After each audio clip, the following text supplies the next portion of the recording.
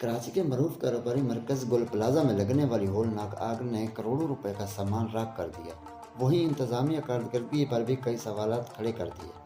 आग लगने के पूरे 23 घंटे बाद मेयर कराची मुर्तज़ा वहाब जब मुतासरा मार्केट का दौरा करने पहुंचे तो वहां मौजूद ताजरों और शहरियों का पैमाना लबरेज हो गया।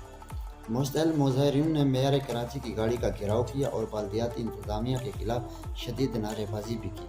शहरियों को मौक़िफ़ था कि फायर ब्रिगेड की तख़ीर और नाक़िस हिकमत अमली की वजह से आग पर बरवक्त काबू ना पाया जा सका, जिसके नतीजे में सैकड़ों दुकानें और गोदाम तबाह हो गए।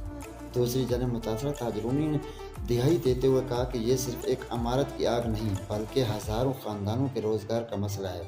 एहतजाज के बहस मेयर कराची को सख्त सिक्योरिटी में वहाँ से रवाना होना पड़ा। अब देखना ये होगा कि हुकूमत इन मुतासरीन का नुकसान का अज़ाला कैसे करती है और मुस्तक़बिल में ऐसे वाक़यात से बचने के लिए क्या इक़दामात किए जाते हैं।